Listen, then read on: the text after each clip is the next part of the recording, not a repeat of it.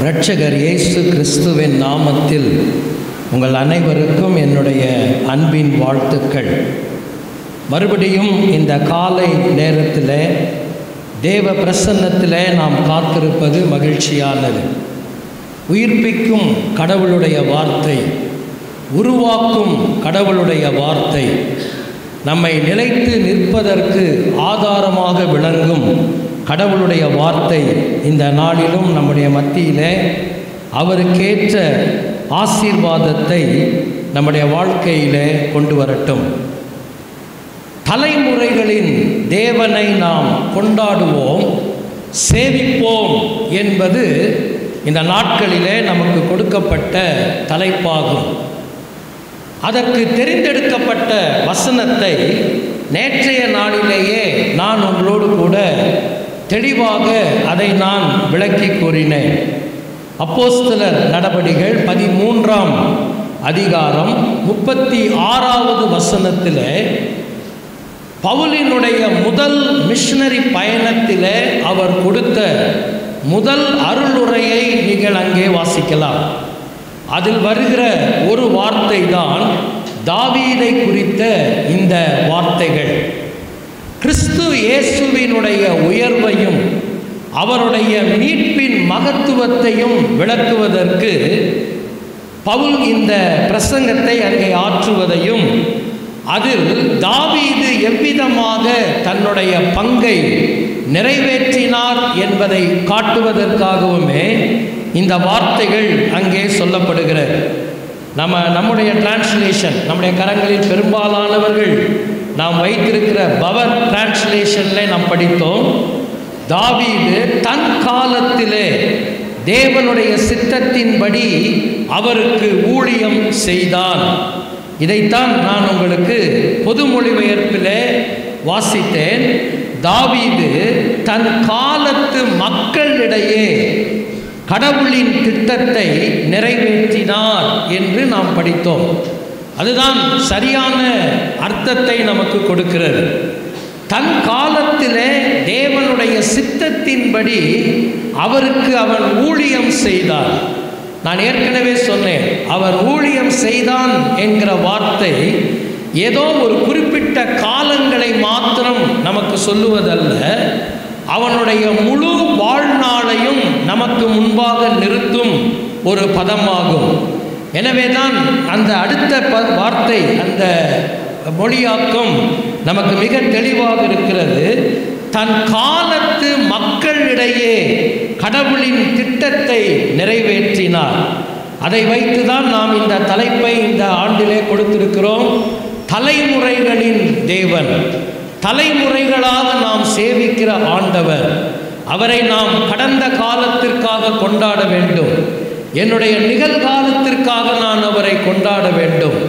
என்னுடைய வருங்காலத்திற்காக அவரை நான் கொண்டாட வேண்டும். கொண்டாடுதல் என்பது என் வாழ்க்கையினுடைய சேவையின் மூலமாக, நான் அவருக்கு ஊழியம் செய்வதின் மூலமாய் அது வெளிப்பட வேண்டும். எப்படி தாவீது தன்னுடைய காலத்திலே தேவனுடைய ஊழியத்தை அல்லது தேவ திட்டத்தை தன் வாழ்க்கையின் மூலமாய் நிறைவேற்றினார். அவன் தன்னுடைய வாழ்க்கைக்கு தன்னை ஆசீர்வாதமாக வைத்து கொண்டான். அதே நேரத்தில் தன்னுடைய மக்களுக்கு அவன் தன்னை ஆசீர்வாதமாக வைத்திருந்தான். நேற்றைய நாளிலே ஒரு காரியத்தை உங்களோடு கூட நான் பகிர்ந்து கொண்டேன். இறை உறவின் நிலைத்தன்மையை தன் வாழ்க்கையிலே பாதுகாத்து கொண்ட மனிதன், அதன் மூலமாக இறை திட்டத்தை தனக்கும் தன் இனத்தின் மக்களுக்கும் அவன் சொந்தமாக்கினான் என்று பார்த்தோம். எவ்விதமாக அவனுடைய உறவு நிலைகள் கடவுளோடு இருந்தது என்பதை 3 உட்குறிப்புகளை அந்த முதல் குறிப்பிலே பார்த்தோம். வாழ்வின் சகஜ நிலைகளிலும் ஏற்றங்களிலும் விளங்கிய இறை உறவு, வாழ்வின் சிறுமைகளிலும் உபத்திரவங்களிலும் கூட நிலைத்திருந்த இறை உறவுகள்.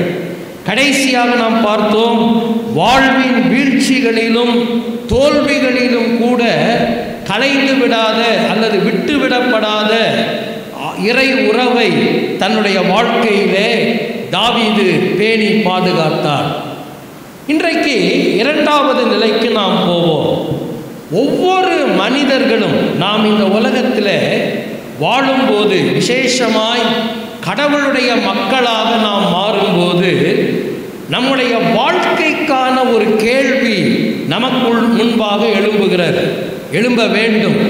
என்னுடைய வாழ்க்கையை குறித்த ஒரு கேள்வி எனக்கு எழும்ப வேண்டும். நான் யார்? நான் எதற்காக இந்த உலகத்திலே இருக்கிறேன்? ஏன் கடவுள் என்னை இந்த உலகத்திலே வைத்திருக்கிறார்? என்னுடைய பணி என்ன? என்னுடைய இலக்கு என்ன? இந்த கேள்வி எல்லா மனிதனுக்குள்ளும் எழும்ப வேண்டும். ஒரு மனிதனுக்குள்ளே இந்த கேள்வி எழும்புமானால் அவன் முதலாவது தன்னுடைய வாழ்க்கையை இரட்சகர் இயேசு கிறிஸ்துவுக்கு சரணாக்கி விடுவான். அவருடைய மீட்பின் அனுபவத்தை தன் வாழ்க்கையிலே அவன் பெற்றுக்கொண்டு தேவ மனிதனாக மாறிவிடுவான். இதுதான் நடக்கிற முதல் காரியம். அடுத்து அந்த அனுபவத்திற்குள் வந்த மனிதர்கள் வாழ்வின் நோக்கத்தை எப்படி நிறைவேற்றுவது என்பதிலே கவனமாயிருப்பார்கள். இதுதான் தாவீதின் வாழ்க்கையிலே நாம் கற்றுக்கொள்கிற இரண்டாவது பாடம், இறை நோக்கத்தில் தெளிவு நிலை. இதுதான் அவனுடைய வாழ்வில் இருந்து நாம் இன்றைக்கு படிக்க போகிற இரண்டாவது குறிப்பு. இறை நோக்கத்தில் தெளிவு நிலை. கடவுள் தன்னுடைய வாழ்க்கைக்காக வைத்திருக்கும் இறை நோக்கத்தில் ஒரு மனிதனுக்கு ஒரு தெளிவு நிலை இருக்க வேண்டும். அருமையான சகோதரனே, சகோதரியே, வாலிப தம்பி, வாலிப தங்கச்சி, உன்னுடைய வாழ்க்கையின் நோக்கத்தை குறித்த ஒரு தெளிவு நிலை உனக்கு இருக்கிறதா? ஏன் நாம் இந்த உலகத்தில் பல நேரத்தில் நம்முடைய வாழ்க்கையிலே கசந்து போய்விடுகிறோம்? பல நேரங்களிலே விரக்தி அடைகிறோம். பல நேரங்களிலே ஏன் இந்த வாழ்க்கை என்கிற கேள்வி நமக்குள் எழும்புகிறது. காரணம் என்ன? வாழ்க்கையின் நோக்கத்தை குறித்த தெளிவற்ற நிலை. எல்லாம் இருக்கிறது, பணம் இருக்கிறது, நல்ல வாழ்க்கையின் வசதிகள் இருக்கிறது, செல்வாக்கு இருக்கிறது, வாழ்க்கையின் மேன்மைகள் இருக்கிறது. ஆனாலும் ஏதோ ஒரு வெறுமை என் வாழ்க்கையை பிடித்து கொண்டிருக்கிறது என்று சொல்லுகிற ஒரு பெரிய கூட்டம் கிறிஸ்தவர்களை இன்றைக்கும் நீங்கள் காண முடியும். அதற்கு ஒரே காரணம் என்னவென்றால் இது ஒன்றுதான். வாழ்க்கையிலே கடவுளுக்கான நோக்கத்தை அவர்கள் உணர்ந்திருக்கவில்லை. வாழ்வில் கடவுளுக்கான இறை நோக்கத்தை குறித்த ஒரு தெளிவற்ற நிலை அவர்களுக்குள்ளே இருப்பதுதான் காரணம்.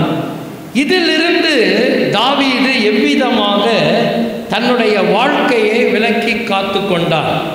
17ஆம் அதிகாரம், நாம் இப்பொழுது வேத பாடமாக வாசிக்க கேட்ட 17ஆம் அதிகாரத்தில் 27வது வசனத்திற்கு உங்களுடைய கவனத்தை நீங்கள் திருப்புங்கள். 26வது 7வது வசனங்களுக்கு உங்களுடைய கவனத்தை நீங்கள் திருப்புங்கள்.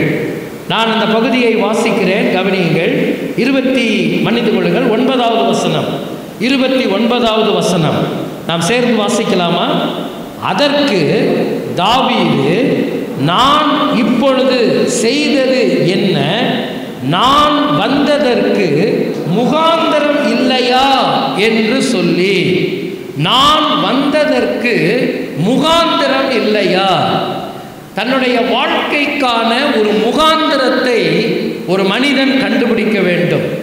மற்ற மொழிபெயர்ப்புகளிலே நீங்கள் படிப்பீர்களானால் அவனுடைய சகோதரர்கள் அவன் மேல் கொண்ட கோபத்திற்கு அவன் சொன்ன பதில்தான் அந்த பதில். நான் இங்கு வந்ததற்கு முகாந்திரம் இல்லையா? ஒரு கேள்வியை நான் கேட்கக்கூடாதா? இங்கு நடக்கிற காரியங்களை குறித்து விசாரிக்க கூடாதா என்பதாக மற்ற மொழிபெயர்ப்புகள் நமக்கு சொல்லுகிறது. ஆனால் நம்முடைய பவர் மொழிபெயர்ப்பு மிக தெளிவாக அந்த வார்த்தைகளை விவரிக்கிறது. நான் இங்கு வந்ததற்கு முகாந்திரம் இல்லையா? அவர்களுடைய முகாந்திரம் என்ன? முகாந்திரம் என்றால் காரணம் என்ன, நோக்கம். அவர்களுடைய சகோதரர்களுடைய நோக்கம் என்ன? அவன் வர வேண்டும், தன்னுடைய தகப்பனாருடைய சுக செய்திகளை கொண்டு வந்து தங்களுக்கு சொல்ல வேண்டும், திரும்பவும் வந்த வேகத்திலேயே திரும்பி போய் அவன் வனாந்தரத்தில் இருக்கிற அந்த ஆடுகளை அவன் கவனிக்க வேண்டும். இதுதான் அவர்களுடைய நோக்கம். எனவேதான் 3 விதமான கேள்விகளை அவர்கள் தாவீதினிடத்தில் எழுப்புகிறதை நீங்கள் அங்கே பார்க்கலாம். 28வது வசனத்தை உங்கள் கவனத்திற்கு நீங்கள் கொண்டு வாருங்கள். 1 சாமுவேலின் புத்தகம் 17ஆம் அதிகாரம் 28வது வசனத்தை பாருங்கள். எலியாப் தாவீதின் மேல் கோபம் கொண்டு, நீ ஏன் இங்கே வந்தாய்? வனாந்தரத்தில் உள்ள அந்த கொஞ்ச ஆடுகளை யார் வசத்தில் விட்டாய்? யுத்தத்தை பார்க்க அல்லவோ வந்தாய்? உன் துணிகரத்தையும் உன் இருதயத்தின் அகங்காரத்தையும் நான் அறிவேன். இப்பொழுது அவர்களுடைய பதில் என்ன? அவர்கள் இவனுக்காக வைத்திருந்த முகாந்திரம் என்ன? நீ இருதயத்திலே அகங்காரமும் துணிவும் உள்ளவன். இன்னொரு மொழிபெயர்ப்பிலே செருக்கும் ஆணவமும் உள்ளவன் என்று அது மொழிபெயர்க்கிறது. நீ செருக்கும் ஆணவமும் உள்ளவன், யுத்தத்தை வேடிக்கை பார்க்க வந்தவன். உண்மையிலேயே நீங்கள் வருவதற்கு உனக்கு எந்த விதமான காரணங்களோ நோக்கங்களோ உனக்கு கிடையாது. உனக்கு கொடுக்கப்பட்ட வேலையிலே நீ அசதியானவன். உனக்கு கொடுக்கப்பட்ட வேலை என்ன? வீட்டிலே இருக்கிற கொஞ்சம் ஆடுகளை நீ பார்த்து கொள்ள வேண்டும். ஒருவேளை தாவீதின் சகோதரருக்குள்ளே தாவீதை குறித்த ஒரு பெரிய பொறாமை உணர்வு அவர்களுக்குள்ளே இருந்து கொண்டே இருந்திருக்க வேண்டும். 16ஆம் அதிகாரத்திலே தான் சாமுவேல் தாவீதை இஸ்ரவேலின் மேல் ராஜாவாக அபிஷேகம் பண்ணுகிற அந்த நிகழ்வு நடைபெறுகிறது. நீங்கள் உங்களுடைய ஃப்ரீ டைமில் உட்கார்ந்து அதை படித்து பாருங்கள். 1 சாமுவேல் 16ஆம் அதிகாரத்தில் தான் ஆண்டவர் சாமுவேலை பெத்லகேமுக்கு அனுப்புகிறார். நாம் நேற்றைய தினத்திலே பார்த்தோம், உன்னுடைய குமாரரில் ஒருவனை கடவுள் தெரிந்து கொண்டார் என்று சாமுவேல் சொன்னபோது இராணுவத்தில் இருந்த தன்னுடைய குமாரர்களை அவன் அங்கே கொண்டு வந்து நிறுத்தினான். அதிலே அவர்கள் எல்லாரும் சமர்த்தர்கள். 3 பேர் இராணுவத்திலே பணிபுரிந்ததாக நாம் வாசிக்கிறோம். அவர்கள் சமர்த்தர்கள், நல்ல உடல் வாகு உள்ளவர்கள், திறமை உள்ளவர்கள், மிகவும் பயிற்சி பெற்றவர்கள்.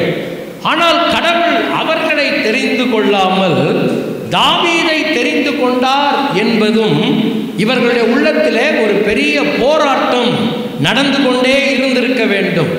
அதனுடைய விளைவுதான் 17ஆம் அதிகாரத்தில் அவன் யுத்தத்தை பார்க்க வந்தான் என்று அவன் மேல் அவர்கள் குற்றம் சாட்டுகிறதற்கு அவர்களை வழிநடத்தியது. அப்படி என்றால் அவர்களை பொறுத்த அளவிலே என்ன காரியம்? இவன் சற்று இப்பொழுது தன்னுடைய நோக்கத்திலே சிதறிவிட்டான். ஆடுகளை பார்த்து கொள்ள வேண்டும், அதுதான் இவனுடைய வேலை. இவனுக்கு இந்த அபிஷேகம் நடந்ததிலிருந்து, தைலம் ஊற்றி இவன் அபிஷேகம் பண்ணப்பட்டதிலிருந்து இவனுடைய நோக்கம் மாறிவிட்டது. இப்பொழுது இவன் எங்களை பார்ப்பதாக சொல்லிக்கொண்டு யுத்தத்தை வேடிக்கை பார்க்க வந்திருக்கிறான். இவனுடைய உள்ளத்தில் அகங்காரமும் துணிவும் இருக்கிறது. ஏற்கனவே சொன்ன செருக்கும் ஆணவமும் இருக்கிறது. இதுதான் அவர்களுடைய குற்றச்சாட்டு அவன் மேல். ஆனால் தாவீது இவைகளையெல்லாம் கண்டு சோர்ந்து விடவில்லை. எவ்விதமாக தன்னுடைய வாழ்க்கையில இறை நோக்கத்தை அவன் நிலைநிறுத்தினான் என்பதைத்தான் இப்பொழுது பார்க்க போகிறோம். இறை மக்களே, வாழ்க்கையிலே நாம் ஒவ்வொருவருக்கும் கடவுள் நமக்காக கொண்டிருக்கிற ஒரு இறை நோக்கம் உண்டு. விசேஷமாய் நீ கடவுளுடைய பிள்ளையாய் மாறிவிட்ட பிறகு நீ எந்த நிலைமையில் இருக்கிறாய் என்பது அவருடைய பிரச்சனையே அல்ல. பலம் உள்ளவர்களாய் இருக்கலாம், பலவீனர்களாய் இருக்கலாம், உயர்ந்த ஸ்தானத்திலே இருக்கலாம், உயர்வற்ற நிலையிலே இருக்கலாம், அங்கீகாரம் உள்ளவர்களாக இருக்கலாம், அங்கீகாரம் அற்ற நிலையிலே இருக்கலாம், எந்த நிலையில் வேண்டுமானாலும் நாம் இருக்கலாம். ஆனால் கடவுள் என் வாழ்க்கைக்கான ஒரு நோக்கத்தை வைத்திருக்கிறார், ஒரு திட்டத்தை வைத்திருக்கிறார் என்பதை நீங்கள் தெளிவாய் புரிந்து கொள்வீர்களானால் உங்களுடைய வாழ்க்கை உண்மையிலேயே உங்களுக்கும் உங்கள் சந்ததிக்கும் உங்களுடைய தலைமுறைக்கும் அது ஆசீர்வாதமாய் மாறும் என்பதிலே எந்த விதமான மாற்றமும் இல்லை. 3 காரியங்களை இந்த குறிப்பிலும் நேற்றைய நாளிலே நான் சொன்னது போல இந்த குறிப்பை விளங்கிக் கொள்வதற்கு உட்குறிப்பாக நான் சொல்ல விரும்புகிறேன். 2வது குறிப்பு என்ன? இறை நோக்கத்தில் தெளிவு நிலை. இதை எப்படி நாம் புரிந்து கொண்டோம்? கடவுள் என்னுடைய வாழ்க்கைக்காக வைத்திருக்கிற நோக்கத்திலே நான் ஒரு தெளிவு நிலையை கடைபிடிக்க வேண்டும், அல்லது உறுதி நிலையை நான் கையாள வேண்டும். என்ன காரியத்தை தாவீது இதை நிலைநிறுத்துவதற்கு செய்தார்? முதல் காரியம், நான் இந்த பகுதியை தியானித்ததிலே ஆண்டவர் என கற்றுக் கொடுத்த முதல் காரியம் என்ன? உலக வாழ்வின் சுழற்சிகளிலேயே சிக்கிவிடாத மனிதன் தாவீது. இதுதான் அதற்கான முதல் காரணம். நான் திரும்பவும் சொல்லுகிறேன், உலக வாழ்வின் சுழற்சிகளிலேயே சிக்கிவிடாத மனிதன் தாவீது. எந்த மனிதன் உலக வாழ்வின் சுழற்சிகளில் மாத்திரம் சிக்கி விடுகிறானோ அவன் ஒருபோதும் தேவன் தன் வாழ்வில் கொண்டிருக்கிற இறை நோக்கத்தை உணர்ந்து கொள்வதில்லை. அதென்ன உலக வாழ்வின் சுழற்சிகள்? எல்லா மனிதர்களுக்கும் உலக வாழ்வின் ஒரு சுழற்சி இருக்கணும், கண்டிப்பாக இருக்கணும். இவனுக்கு என்ன சுழற்சி இருந்தது, நமக்கு அது எப்படி இருக்குதுன்றதை அவனை பார்த்தாலே நம்ம புரிந்து கொள்ள முடியும். இவனுடைய நிலை என்ன? இவனுக்கு இருந்த வாழ்வின் சுழற்சி என்ன? ஒன்று அவனுடைய வீடு, 2வது அவனுடைய ஆடு. நீங்கள் அவனுடைய வாழ்க்கையை உள்ளே போய் பாருங்க. அவனுக்கு அப்போ இருந்த நிலைமை என்ன? அவனுடைய வீடு, அடுத்து அவனுடைய கரங்களில் கொடுக்கப்பட்டிருந்த ஆடுகள், 3வது அவைகளை மேய்க்கும் வனாந்திரம், 4வது அதற்கு செய்ய வேண்டிய வேலை. இது 4 மட்டும்தான் அவனுக்கு இருந்த உலக சுழற்சி. அதுதானே வீடு, ஆடு, வனாந்திரம், அதை பராமரிக்கும் வேலை. தினந்தோறும் தாவீதினுடைய ரொட்டீன் என்னன்னா அதுதான். அது அவனுடைய டிபார்ட்மெண்ட்டாக அவன் வீட்டில் ஒதுக்கி இருக்கிறாங்க. எனவே அவன் வீட்டுக்கு வர வேண்டும். மறுபடியும் அவன் அதிகாலை எழும்பி, காவலாளிகள் இருந்திருக்கிறார்கள். எனவே தான் நம்ம பைபிளில் வாசிக்கிறோம், ஆடுகளை காவலாளியின் வசம் ஒப்புவித்து விட்டு அவன் தன் வேலைகளில் பொறுப்பற்றவனாக இருக்கவில்லை. தகப்பனார் அவனை அனுப்பினார், சகோதரர்களை பார்த்து வருவதற்கு அனுப்பினார். ஆனால் அவன் தன் வேலையை பொறுப்பற்ற விதத்திலே செய்யவில்லை. ஒருவேளை இவர்கள் சொன்ன விதமாக அவன் யுத்தத்தை வேடிக்கை பார்க்கிற மனம் உள்ளவனாக, அல்லது இதயத்திலே அகங்காரமும் துணிவும் உள்ள மனிதனாக அவன் இருந்திருப்பானே என்றால், அந்த சாக்கை வைத்து ஆடுகளை எக்கேடோ கெட்டு போகட்டும் என்று விட்டுவிட்டு அவன் ஓடி இருப்பான். 17ஆம் அதிகாரத்தை நீங்கள் முழுசா வாசித்து பாருங்க. தாவீது ஆடுகளை காவலாளியின் வசம் ஒப்புவித்து விட்டு அவன் அங்கே போனான். எனவே அவனுக்கு இந்த உலக சுழற்சிகள், உலக வேலையின் சுழற்சிகளிலே அவன் கவனமாகத்தான் இருந்தான். வீட்டில் இருக்க வேண்டிய நேரம் வீட்டில் இருந்தான்.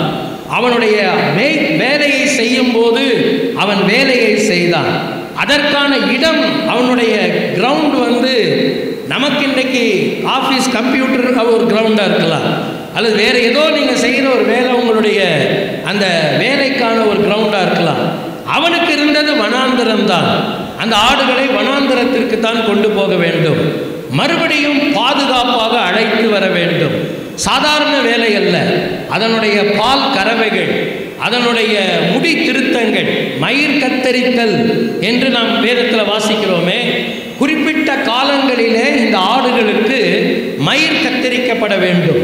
இல்லாவிட்டால் அவைகள் அதிகமான அந்த வளர்ச்சி அந்த ஆடுகளை அழிவுக்குள்ளாக கொண்டு போய்விடும்.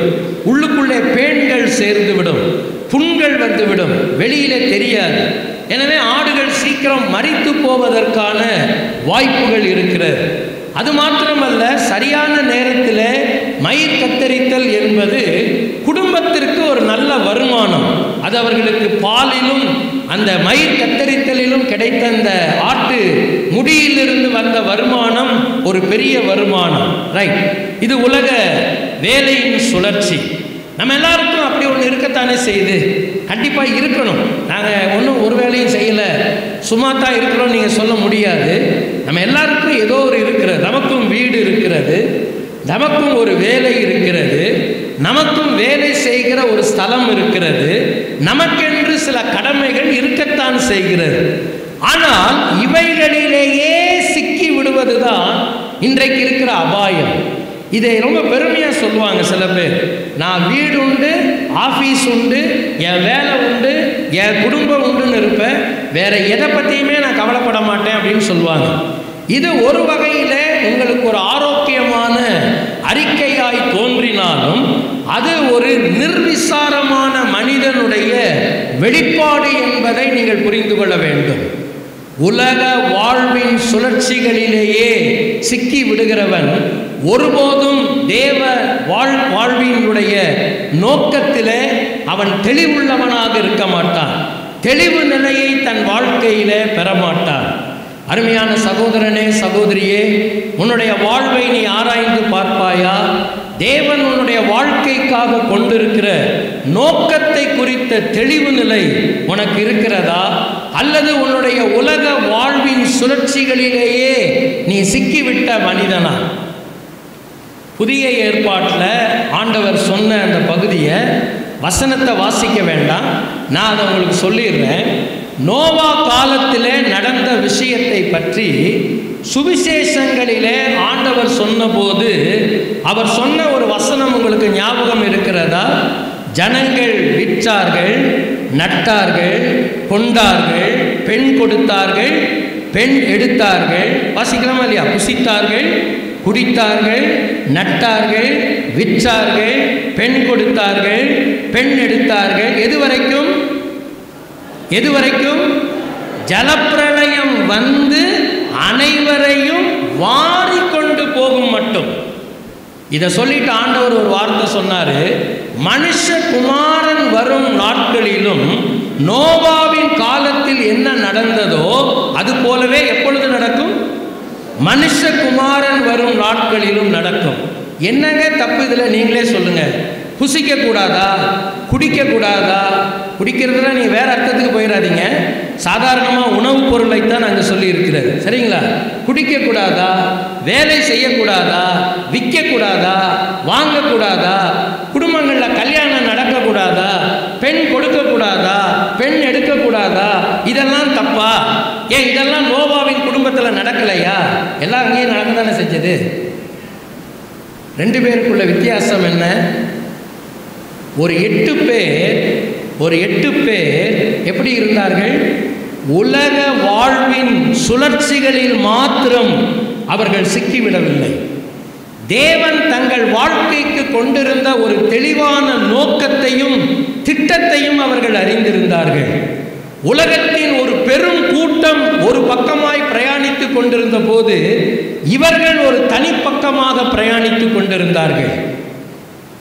ஆதியாகமத்தின் புத்தகம் 6ஆம் அதிகாரத்தில் ஆண்டவர் ஜலப்பிரளயத்தினால் உலகத்தை அழிப்பதற்கு முன்பு உலகத்தினுடைய நிலை என்ன என்பதை நீங்கள் அந்த வேத பகுதியை திருப்பி வாசிப்பீர்களானால் அங்கே அதிர்ச்சி தரக்கூடிய சில வார்த்தைகளை நீங்கள் வாசிக்கலாம். ஆதியாகமத்தின் புத்தகம் 6ஆம் அதிகாரம் 9வது வசனத்தில் இருந்துதான் நோவாவின் வம்ச வரலாறு ஆரம்பிக்கிறது. நாம் என்ன வாசிக்கிறோம்? தன் காலத்தில் இருந்தவர்களுக்குள்ளே நோவா எப்படிப்பட்டவனாய் இருந்தான்? நீதிமானும் உத்தமனுமாய் இருந்தான். நோவா தேவனோடு சஞ்சரித்து கொண்டிருந்தான். இதுக்கு கீழே நீங்க வாங்க, அடுத்தவங்கெல்லாம் எப்படி இருந்தாங்க? 11வது வசனம், பூமியானது தேவனுக்கு முன்பாக சீர்கெட்டதாய் இருந்தது. முதல் வார்த்தை என்னது? சீர்கெட்டதாய் இருந்தது. 2வது வார்த்தை என்ன? பூமி கொடுமையினால் நிறைந்திருந்தது. 3வது வார்த்தை என்ன? 12வது வசனத்தில் தேவன் பூமியை பார்த்தார், இதோ அது சீர்கெட்டதாய் இருந்தது, மாம்சமான யாவரும் பூமியின் மேல் தங்கள் வழியை என்ன செய்தார்கள்? கெடுத்து கொண்டிருந்தார்கள். மறுபடியும் 13வது வசனத்திலே நாம் வாசிக்கிறோம், பூமி எதனால் நிறைந்திருக்கிறது? இப்போ இந்த வார்த்தையெல்லாம் ஒன்றா சேர்த்து பாருங்க, கொஞ்சம் மேல இருந்து வாங்க. எப்படி இருந்தது பூமி தேவனுக்கு முன்பாக? சீர்கெட்டதாய் இருந்தது. அடுத்து எப்படி இருந்தது? கொடுமையினால் நிறைந்திருந்தது. 12வது வசனத்தில் வாசிக்கிறோம், மாம்சமான யாவரும் தங்கள் வழியை தேவனுக்கு முன்பாக கெடுத்து கொண்டிருந்தார்கள். இல்லையா? அப்ப சீர்கெட்டதாய் இருந்தது, கொடுமையினால் நிறைந்திருந்தது. மாம்சமான யாவரும் தங்கள் வழியை கர்த்தருக்கு முன்பாக என்ன செய்தார்கள்? கெடுத்து கொண்டிருந்தார்கள். இதுதான் ஒரு பக்கத்தில் நடந்த விஷயம்.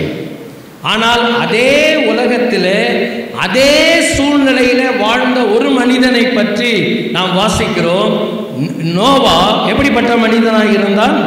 உத்தமனும் நீதிமானுமாய் இருந்தான். இந்த வார்த்தைகளை நீங்கள் வாசிக்கலாம். நீதிமானும் உத்தமனுமாய் இருந்தான்.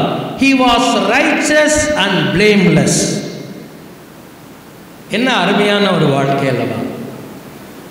வாழ்க்கையின் நோக்கத்தை யார் கண்டுபிடித்திருந்தார்? நோவா கண்டுபிடித்திருந்தார் இல்லையா? வாழ்வின் சுழற்சிகளிலேயே, உலக வாழ்வின் சுழற்சிகளிலேயே உங்களை தொலைத்து விடாதிருங்கள். தாவீது இளைஞனாக இருந்த போதிலும் தன்னுடைய வாழ்க்கைக்கான சுழற்சி இது மட்டும் அல்ல, தேவன் எனக்காக கொண்டிருக்கிற ஒரு நோக்கம் உண்டு என்பதை அவன் தெளிவாக அறிந்திருந்தான். அதன் விளைவுதான் அவனுடைய வாழ்க்கையை எந்த பக்கத்திலும் அவன் திசை திருப்பாமல் வைத்து கொண்டான். இரண்டாவது அவன் செய்த காரியம் என்ன? முதலாவது, வாழ்வின் சுழற்சிகளிலேயே சிக்கிவிடாத மனிதன் என்று பார்த்தோம்.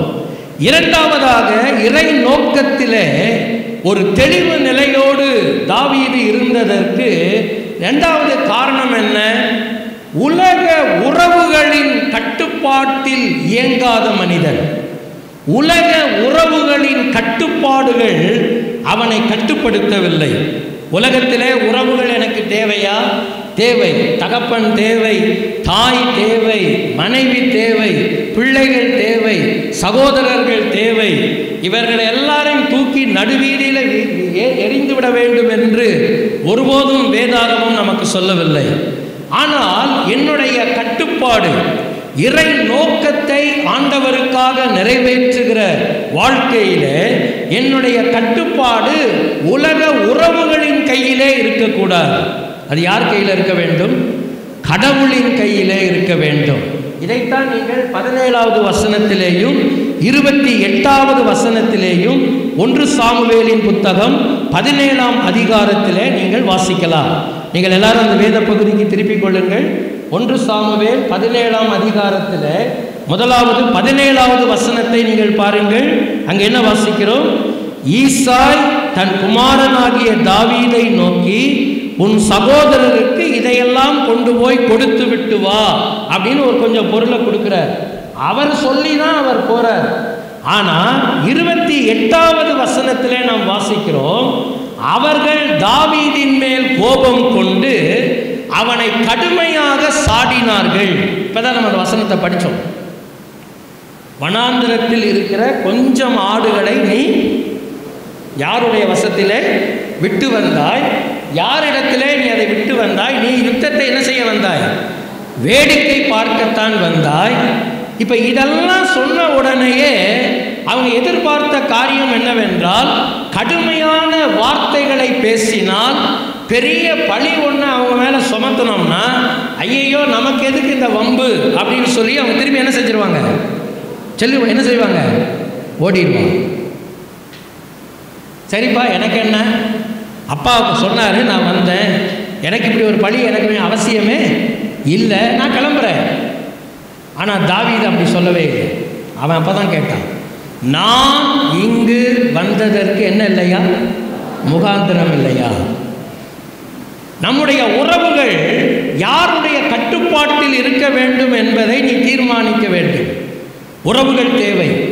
மனித உறவுகள் எவ்வளவு மேன்மையானது என்பதை பற்றி திருமறை நமக்கு தெளிவாக போதிக்கிறது. ஏற்கனவே சொல்லிட்டேன். ஆனால் இந்த உறவுகள் எல்லாம் தேவ சித்தத்தை செய்வதற்கு தடையாக என் வாழ்க்கையிலே ஒரு நாளும் அனுமதிக்கப்படக்கூடவே கூடாது. இதுதான் மிக முக்கியமான விஷயம். என்னுடைய உறவுகளின் கட்டுப்பாட்டினால் இறை சித்தம் செய்வதை ஒருபோதும் நான் தவிர்த்து விடக்கூடாது. அதிலே நான் உறுதியாக இருக்க வேண்டும். அந்த சூழ்நிலை வரும்போது யாரையும் தூக்கி வெளியே நிறுத்துவதற்கு நான் அஞ்சக்கூடாது, கடவுளுடைய நோக்கத்தை நிறைவேற்றுவதற்கு. வேதத்தில் நான் உங்களுக்கு ஒரு காரியம் சொல்லட்டுமா? ஆண்டவராகிய இயேசு கிறிஸ்து இந்த உலகத்தில் வாழ்ந்த வம்சத்தில் வாழ்ந்த நாட்களில் அவருடைய தாயாரும் அவருடைய சகோதரர்களும் வெளியே நிற்கிறார்கள் என்கிற தகவல் அவருக்கு சொல்லப்பட்டது. ஆண்டவர் என்ன சொன்னார்? என்னுடைய சித்தத்தின்படி செய்கிறவர்களே எனக்கு என்னவா இருக்கிறாங்க? தாயாரும் சகோதரருமாய் இருக்கிறார்கள். தேவனுடைய சித்தம் செய்ய வேண்டும் என்று வரும்போது எந்த உலக உறவுகளும் என்னை என்ன செய்யக்கூடாது? கட்டுப்படுத்தக்கூடாது. கலாத்தியர் நிருபம் 1 அதிகாரத்தில் பவுல் தன்னுடைய வாழ்வின் சாட்சியை அங்கே பகிர்ந்து கொள்வதை நீங்கள் கவனிக்கலாம். அவருடைய ஊழியத்தின் சாட்சிகள் பகிர்ந்து கொள்ளப்படுகிற புத்தகங்களிலே கலாத்தியர் நிருபமும் ஒரு முக்கியமான நிருபமாகும். அவர் தன்னுடைய ஊழிய அழைப்பை குறித்து அந்த வேத பகுதியிலே பேசும்போது 1 அதிகாரத்தில் அவர் சொல்லுகிற வார்த்தைகளை நீங்கள் கவனியுங்கள். அவர் எங்கிருந்து ஆரம்பிக்கிறாரு? 11வது வசனத்தில் இருந்து அவர் தன்னுடைய ஊழிய அழைப்பை பெற்றுக்கொண்ட விதத்தை பற்றி அவர் ஆரம்பிக்கிறார். அப்படி ஆரம்பித்து விட்டு அவர் என்ன சொல்லுகிறார்? 15வது வசனத்தில், என் தாயின் வயிற்றில் இருந்தது முதல் என்னை பிரித்தெடுத்து தம்முடைய கிருபையினால் அழைத்த தேவன் என்னை தாயின் வயிற்றிலிருந்தே பிரித்தெடுத்து விட்டார், என்னை அழைத்திருக்கிறார். தம்முடைய குமாரனை நான் புறஜாதிகளிடத்தில் சுவிசேஷமாய் அறிவிக்கும் பொருட்டு அவரை எனக்குள் வெளிப்படுத்த பிரியமாயிருந்த போது, அவரை எவ்விதமாக தேவன் அவருக்குள் வெளிப்படுத்த சித்தமாயிருந்தார்? அவருடைய வசனத்தினால், சுவிசேஷத்தினால், இயேசு கிறிஸ்துவை பற்றிய சுவிசேஷத்தினால் கடவுள் தன்னை பவுலுக்குள் வெளிப்படுத்த அவர் பிரியமாயிருந்தார். அப்போ பவுல் எடுத்த முடிவு என்ன? அந்த வசனத்தை நீங்கள் என்னோட அந்த கீழ்ப்பகுதியை மட்டும் வாசிங்க. பிரியமாய் இருந்தபோது, மீதி வசனத்தை கூட வாசிங்க. நான் எதோடு ஆலோசனை பண்ணவில்லை? மாம்சத்தோடும் இரத்தத்தோடும் நான் என்ன செய்யவில்லை? ஆலோசனை பண்ணவில்லை. மாம்சத்தோடும் இரத்தத்தோடும் நான் ஆலோசனை பண்ணவில்லை. நம்ம மொழிபெயர்ப்பை விட பொது மொழிபெயர்ப்பு ரொம்ப தெளிவாக இருக்கிறது. அது எப்படி மொழிபெயர்த்திருக்கிறாங்க தெரியுங்களா? இந்த வார்த்தையினுடைய அவுட்கம் அவங்க வெளியில் கொண்டு வந்திருக்கிறாங்க. மனித ஆலோசனைகள் இல்லாமல் என்று மொழிபெயர்த்திருக்கிறார்கள். Good translation. மனித ஆலோசனைகள் இல்லாமல். என்ன வார்த்தைக்கு அது? மாம்சத்தோடும், பேசுங்க, மாம்சத்தோடும் இரத்தத்தோடும் நான் ஆலோசனை பண்ணாமல் அப்படிங்கிற வார்த்தையை அவங்க எப்படி மொழிபெயர்த்திருக்கிறாங்க? மனித ஆலோசனைகள் இல்லாமல். மனித ஆலோசனைகள், மனித உறவுகள் என்னை கட்டுப்படுத்தக்கூடாது. கட்டுப்படுத்த வேண்டிய இடத்திலே நான் கட்டுப்படத்தான் வேண்டும். அடுத்த வசனத்தில் அவர் சொல்றாரு, எனக்கு முன்னே அப்போஸ்தலராய் இருந்தவர்கள் இடத்திலே எருசலேமுக்கு போகாமல். இப்போ எருசலேமில் அப்போஸ்தலர்களாக இருந்தவர்கள் யார்? 12 பேர் அங்கதான் இருக்கிறாங்க. ரொம்ப முக்கியமான 3 பேர் யாரு? பேதுரு, யாக்கோபு, யோவான். பவுலே சொல்றாரு, சபையின் தூண்களாக அவர்கள் எண்ணப்பட்டார்கள். இப்போ இவருக்கு ரொம்ப முக்கியமான விஷயம் என்ன தெரியுமா? அவங்க கிட்ட போய் அவங்களுடைய அங்கீகாரத்தை இவர் பெற்றுக்கொள்வது இவருக்கு இப்போ ரொம்ப அவசியமான காரியம். ஏன்னா இவ்வளவு நாள் இவர் யாரா இருந்திருக்கிறாரு? கிறிஸ்தவர்களுக்கு என்னவா இருந்திருக்கிறார்? இவர் எதிரியா இருந்திருக்கிறார். அவங்கள அடிச்சிருக்கிறாரு, கொன்றிருக்கிறாரு, சிறையில் போட்டிருக்கிறாரு. இவருக்கு கிறிஸ்தவர்கள் மத்தியில் எந்த அங்கீகாரமும் கிடையாது, எந்த வரவேற்பும் கிடையாது. அப்ப இந்த சூழ்நிலையில கடவுள் என்னுடைய வாழ்க்கையை மாற்றி இருக்கிறார். இனி இந்த மக்கள் என்னை அங்கீகரிக்க வேண்டுமானால் கண்டிப்பாக நான் யார்கிட்ட போகணும் சொல்லுங்க? பேதுரு, யாக்கோபு, யோவான் என்ற இந்த அப்போஸ்தலர்களிடத்தில் போய், ஐயா நான் இப்படி ஒரு சூழ்நிலையில் இருந்தேன், இப்போ நான் இப்படி மாறிட்டேன், என் வாழ்க்கையை பற்றி நீங்கள் யாரும் சந்தேகப்படாதீங்க, தயவு செய்து எனக்கு ப்ரீச்சிங் லைசன்ஸ் கொஞ்சம் என்ன செய்யுங்க கொடுத்துருங்க, நீங்கள் சைன் பண்ணி எனக்கு என்ன கொடுத்துருங்க, ஒரு ஐடென்டிட்டி கார்டு கொடுத்துருங்க, நான் இனிமேல் எல்லா சர்ச்சஸ்லையும் போய் நான் என்ன செய்கிறேன், ப்ரீச் பண்ணுறேன் அப்படின்னலாம் அவர் சொல்லவே இல்லை. அவர் என்ன செஞ்சார்? போகாமல் எங்கே போனார்னு வாசிக்கிறோம் நம்ம. உடனே நான் எங்கே போனேன்? அரபி தேசத்திற்கு நான் என்ன செய்தேன்? புறப்பட்டு போனேன். மறுபடியும் நான் தமஸ்குவுக்கு திரும்பி வந்து 3 வருடங்கள் சென்ற பின்பு. எனவே நம்ம நிதானிக்கிறோம், பவுல் வந்து அரபி தேசத்தில் குறைந்தபட்சம் எத்தனை வருஷம் இருந்திருக்கணும்? அவர் 3 வருஷம். he got training from God. ஒருவேளை ஆண்டவர் அவர் அங்கே எங்கே கொண்டு போனார், எங்கே வச்சிருந்தாரு நமக்கு தெரியாது.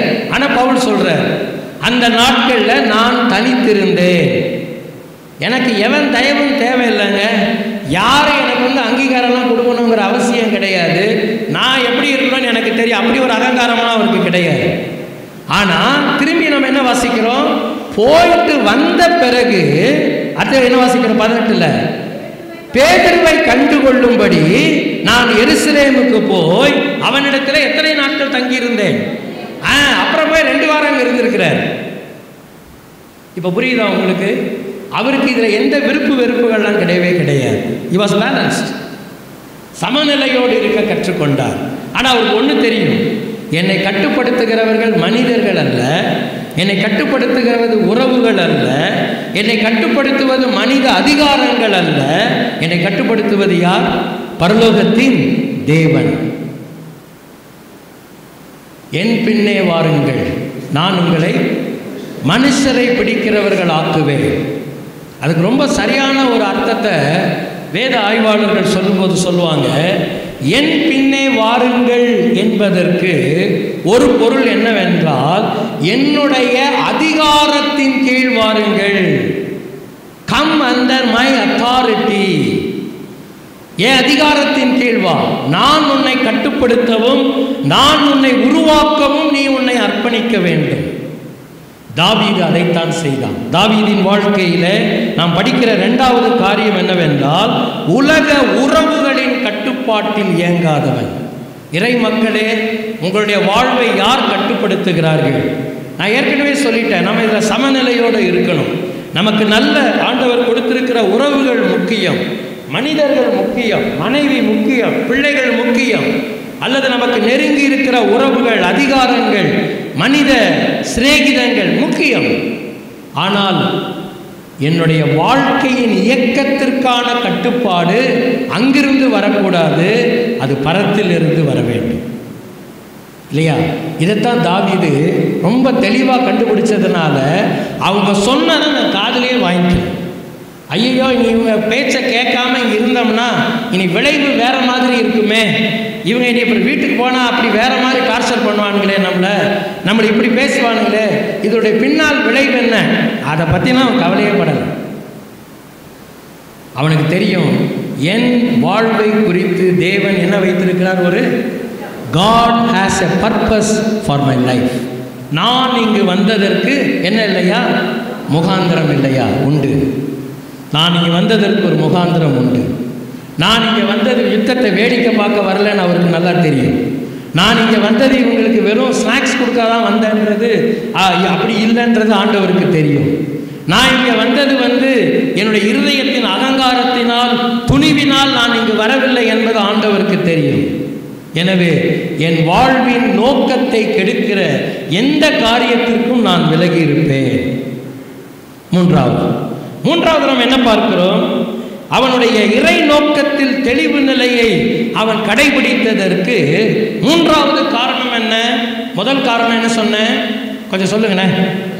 உலக வாழ்வின் சுழற்சிகளிலேயே சிக்கிவிடாத மனிதன் தாவீது. 2வது என்ன பார்த்தோம்? உலக உறவுகளின் கட்டுப்பாட்டில் இயங்க மறுத்து விட்டவன். 3வது உலக ஆதாரங்களை சார்ந்து கொள்ளாதவன். உலக ஆதாரங்கள் காலங்களை சார்ந்து கொள்ளாதவன். இப்போ அவன் சொல்கிறான், ஜீவனுள்ள தேவனை நிந்திக்கிறதற்கு இவன் எம்மாத்திரம், நான் போய் இவன் கூட என்ன செய்கிறேன் நான் சொல்லுங்க.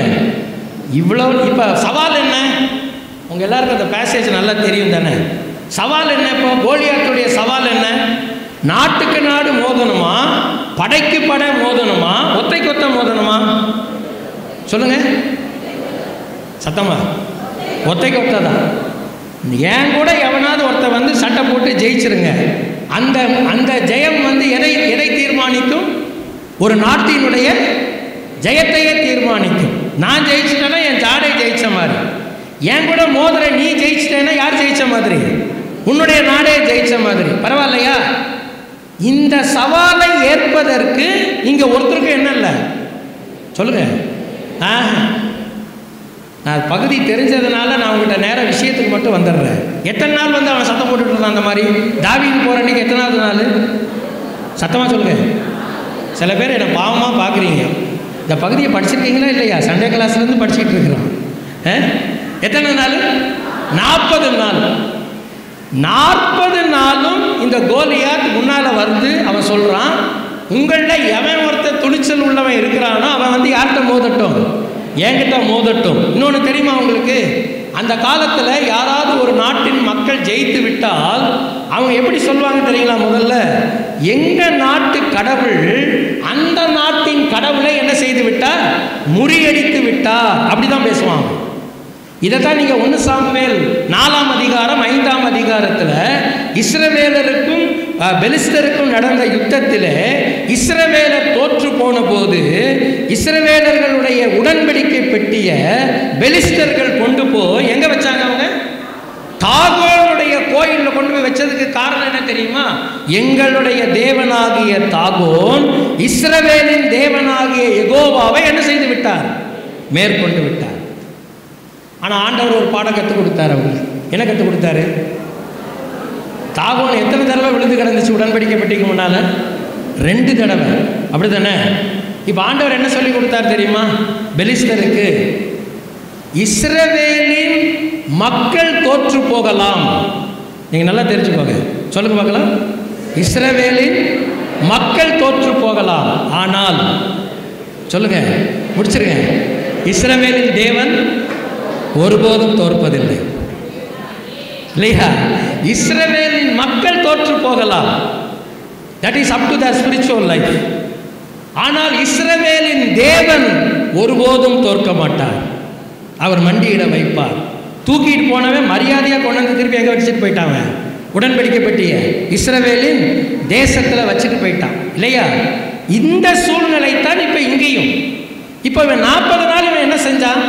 இவன் இப்படி தன் தேவர்களை சொல்லி சபிச்சு கூப்பிடும் போதெல்லாம் இப்போ என்ன நடந்திருக்கு கொஞ்சம் கற்பனை பண்ணி பாருங்களேன். ஒரு ஸ்காலர் சொல்கிறாரு, ஒரு சூழ்நிலைக்குள்ள போய் கொஞ்சம் ரொம்ப கற்பனையில் போயிடக்கூடாது. ஓவர் கற்பனை ஆபத்து. கொஞ்சம் உள்ளே போய் அந்த சூழ்நிலையை நீங்கள் புரிஞ்சுக்கிறதுக்கு உள்ளே போகலாம். 40 நாள் என்ன நடந்தது? March past. அப்படி தானே? என்னது சொல்லுங்க? லெஃப்ட் ரைட், லெஃப்ட் ரைட் எல்லாம் அணிவகுத்து முன்னால் போய் நிற்க வேண்டியது. அதுக்கப்புறம் யார் வந்து நிற்பா? கோலியாத் வந்து. அதுக்கப்புறம் என்ன நடக்கும்? குதிங்கால் புடலில் அடிக்க திரும்பி என்ன செய்ய வேண்டியது? ஓடி வர வேண்டியது. வந்து கேம்பில் உட்காந்து நல்லா சப்பாத்தி கறி நல்லா சிக்கன்லாம் சாப்பிட்டுட்டு சுற்றி உட்காந்து கேம்ப் ஃபயர்லாம் போட்டு நிம்மதியாக பேசிட்டு என்ன செஞ்சுக்க வேண்டியது? படுத்துக்க வேண்டியது. சவுலுக்கும் தைரியம் இல்லை. அவனுடைய படைத்தலைவன் த கிரேட் அப்னேர், அவருக்கும் ஒன்றும் துணிச்சல் இல்லை. உடனே சலுகை அறிவித்தார். யாரு சொல்லுங்க? சவுல் என்ன அறிவித்தார்? சலுகை. என்ன சலுகை? இவனை போய் யார் யுத்தத்தில் ஜெயம் கொண்டு வருகிறானோ அவனுக்கு ராஜா தான் மகளை என்ன பண்ணுவார்? கல்யாணம் பண்ணி கொடுப்பார். இஸ்ரவேலிலே அவனுக்கு என்ன கொடுப்பார்? சர்வ மானியம் கொடுப்பார். நீங்கள் அந்த வசனத்தை பார்த்து படித்து பாருங்க. இஸ்ரவேலில் அவனுக்கு என்ன கொடுப்பார்? சர்வ மானியம்ன்ற வார்த்தைக்கு அர்த்தம் என்ன தெரியுங்களா? வரி விலக்கு கொடுப்பார். அவர்களுக்கு என்ன கொடுப்பார்? அவர் வரி விலக்கு கொடுப்பார். எந்த வரியும் கட்ட வேண்டியதில்லை. ராஜா தான் மகளை என்ன செய்வார்?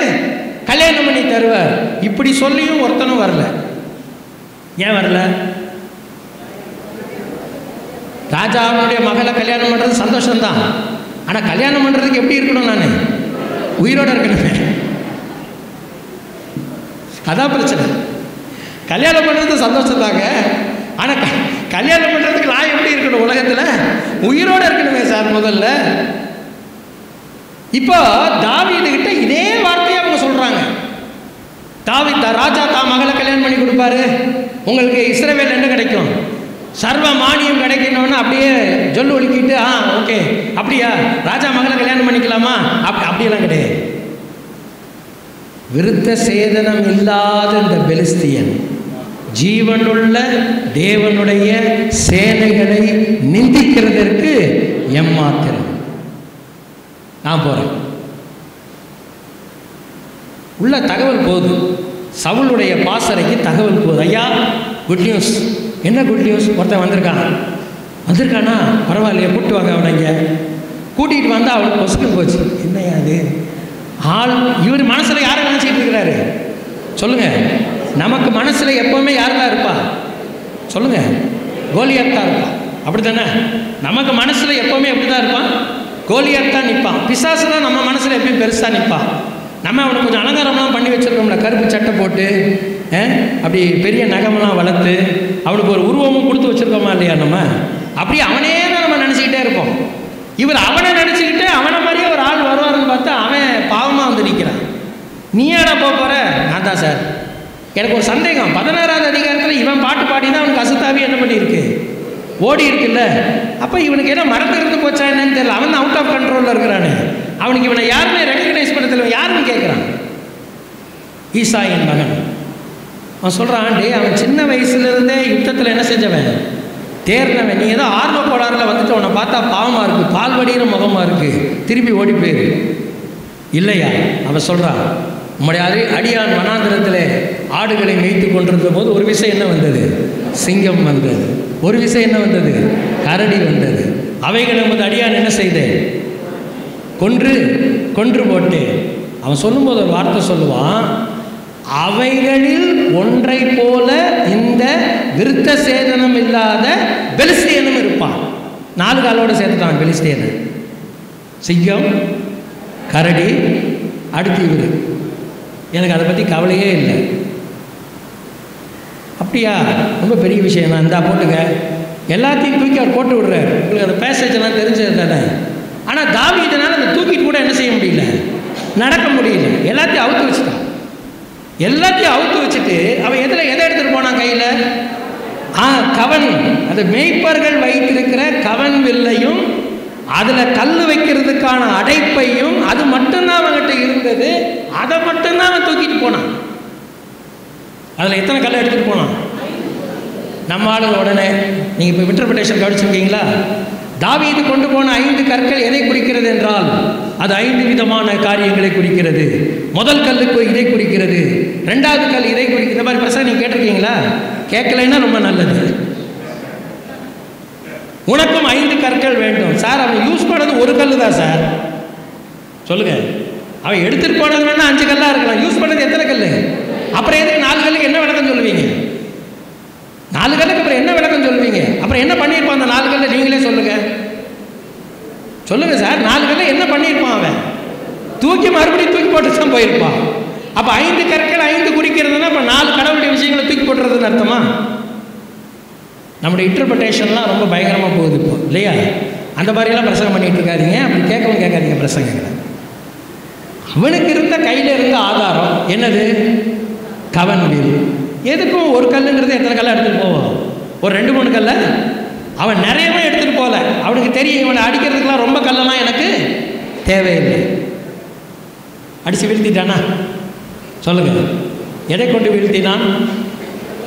அவனிடத்தில் இருந்த பலவீனமாக கருதப்பட்ட ஒன்றை வைத்துதான் பலமுள்ள எதிரி விட்டான். புரியுதா உங்களுக்கு? அப்போ அவனை பொறுத்த அளவில், கோலியாத்தை பொறுத்த அளவில் அவனை பார்த்து அவன் என்ன சொன்னான்? நீ என்னடா கவனோட வில்லோட வர நான் என்ன நாயான்னு கேட்டான். அவன் தான் கேட்டான். ஏன்னா நாய் அடிக்கிற மாதிரி கவன் வில்லெல்லாம் தூக்கிட்டு வந்திருக்க. அவன் அதை பற்றியெல்லாம் கவலையே படலை. புரியுதா உங்களுக்கு? உலக ஆதாரங்களில் உன்னுடைய சார்புகள் இருக்குமானால் ஒருபோதும் நீ தேவனுக்காக சாதிக்கக்கூடியது ஒன்றுமில்லை. நீ பலவீனத்தில் பலம் கொள்ள வேண்டும், ஏழாமையில் ஏலும் என்கிற நம்பிக்கையோடு இருக்க வேண்டும். ஆண்டவர் சொல்வார், உனக்கு இருக்கிற இந்த பலத்தோட போ. உன்னை அனுப்புகிறவர் நான் அல்லவா? அது இருந்தால் தான் முடியும், இது இருந்தால் தான் முடியும், அது அப்படி இருந்தால் தான் முடியும், இது இப்படி இருந்தால் தான் முடியும்னா நம்ம பிளானிங்கில் மட்டும்தான் இருப்போம். நம்ம கண்டிப்பாக உள்ளுக்குள்ளே வரவே மாட்டோம். ஆனால் இருக்கிறத வச்சு செயல்பட நீங்கள் ஆரம்பிச்சிங்கன்னா நீங்கள் வேலை செய்ய ஆரம்பிச்சிருவீங்க. ஒரு அல்லேலியா சொல்கிறது தப்பு இல்லைன்னு நினைக்கிறேன்னு, எனக்கு அது பிடிக்காது அடிக்கடி இப்படி அல்லேலியான்னு சொல்லிகிட்டு இருக்கிறது. ஆனால் நம்ம சொல்ல வேண்டிய நேரத்தில் சொல்லலாம். நான் முடிக்கிறேன், என்னுடைய நேரம் நிறைவடைகிறது. 5 அப்பம் 2 மீன் இது இருக்குதுன்னு ஆண்டவருக்கு தெரியுமா தெரியாதா? தெரியும். முன்னால் எத்தனை பேர் உட்காந்துருக்காங்க? 5000 புருஷர்கள், பெண்கள், பிள்ளைகள்லாம் சேர்த்தா கண்டிப்பாக இன்னும் 2000 3000 கூடவே இருக்குன்னு வைங்களேன். இப்போ ஆண்டவர் சீஷர்கள்ட்ட சொல்கிறாரு, நீங்கள் உங்களுக்கு என்ன கொடுங்க? சீஷர்கள் ஏசுநாதர் ஒரு மாதிரி பார்க்குறாங்க. ஏன் சார் இத்தனை பேருக்கு 200 பணம்? அவங்க சொல்கிறாங்களே 200 என்ன? 200 பணம்னா என்னது? 200 தினாரியம். அது எப்படி புரிஞ்சுக்கொண்டீங்க? 200 தினாரியம், ஒரு பணம்னா ஒரு தினாரியம் அவங்க மதிப்புக்கு. ஒரு தினாரியம் என்பது ஒரு சாதாரண கூலி தொழிலாளியினுடைய ஒரு நாள் வருமானம். ஒரு தினாரியம் என்பது ஒரு சாதாரண கூலி தொழிலாளியினுடைய எத்தனை நாள் வருமானம்? ஒரு நாள் வருமானம். அப்போ 200 பணம்ன்றது ஒரு தொழிலாளியினுடைய 3/4 ஆண்டு வருமானம் ஆச்சு. இவ்வளோவுக்கு அப்பா வாங்கிட்டு வந்தாலும் யாரும் மூக்கில் கூட என்ன செய்ய வைக்க முடியாது. ஆண்டவருக்கு தெரியும் நான் செய்ய போகிறேன்னு தெரியும். ஆண்டவரோட இந்த பாரு அந்த பையன் இருக்கிறான், அவங்ககிட்ட 5 அப்பம் இருக்குது, 2 மீன் இருக்கு, அவனை கூட்டிகிட்டு வாங்க. ஒன்றுமே சொல்லலை. கண்டுபிடிச்சது யார்? சீஷா அந்திரேயா தான். இருக்குதுன்னு கண்டுபிடிச்சவன் அவன் தான், கூட்டிகிட்டு வந்தவன் அவன் தான். ஆண்டவருக்கு இதெல்லாம் தெரியுமா? தெரியும். ஆனால் அதை வைத்து தான் மகத்தான காரியத்தை ஆண்டவர் செய்தார். புரியுதா உங்களுக்கு? உலக ஆதாரங்களை சாராத ஒரு வாழ்க்கை. என்னுடைய ஆயுதங்கள் உலக ஆயுதங்கள் அல்ல, என்னுடைய பலம் உலக பலம் அல்ல, என்னுடைய பேராயுதங்கள் அரண்களை தகர்க்கக்கூடிய ஆவிக்குரிய ஆயுதங்கள் என்கிறார் பவுல். உலகத்தில் இருப்பவனிலும் என்னில் இருக்கிறவர் பெரியவர். இதை நம்ம என்னைக்கு உணர்றோமோ அப்போ தான் என்னுடைய வாழ்வின் நோக்கத்திற்கான தெளிவு எனக்கு வரும். ஒரு குறிப்பை மட்டும்தான் உங்களோட நான் பேச முடிஞ்சது. என் டைம் முடிஞ்சிச்சு, நான் முடிக்கிறேன். இன்றைக்கி நம்ம பார்த்த 2வது காரியம் என்ன? தலைமுறைகளின் தேவனை நான் எப்படி சேவிப்பது, எப்படி நான் கொண்டாடுவது. நேற்றைய நாளில் பார்த்தோம் இறை உறவின் நிலைத்தன்மையை பாதுகாப்பது. இன்றைக்கி நம்ம என்ன பார்த்தோம்? இறை நோக்கத்தில் தெளிவு நிலையோடு இருப்பது. இந்த தெளிவு நிலையோடு இருப்பதற்கு தாவீதின் வாழ்வில் இருந்து 3 காரியங்களை படித்தோம். 1, உலக வாழ்வின் சுழற்சிகளில் சிக்கிவிடாத மனிதன். 2வது பார்த்தோம் உலக உறவுகளின் கட்டுப்பாட்டில் இயங்காத மனிதன். 3வது உலக ஆதாரங்களை சார்ந்து நில்லாதவன். பலத்தினாலும் அல்ல, பராக்கிரமத்தினாலும் அல்ல, என்னுடைய ஆவியினாலே எல்லாம் ஆகும் என்று சர்வ வல்லமை உள்ள கர்த்தர் சொல்லுகிறார். தலை வணங்குவோம், பிரார்த்தனை செய்வோம். நேசிக்கிற நல்ல ஆண்டவரே, இந்த நல்ல காலை வேளைக்காக நமக்கு நன்றி. மறுபடியும் நீர் எங்களோடு கூட பேசினீர். இந்த தெளிந்த சத்தத்தை நாங்கள் கேட்டோம். உம்முடைய வார்த்தைகள் எங்கள் வாழ்க்கையை உருவாக்கட்டும், மறுசீர் செய்யட்டும், நிலைநிறுத்தட்டும். உமக்கேற்ற மனிதர்களாக வணைந்து கொள்ளும். என்னை அர்ப்பணிக்கிறோம். இயேசுவின் நாமத்தில் பிதாவே.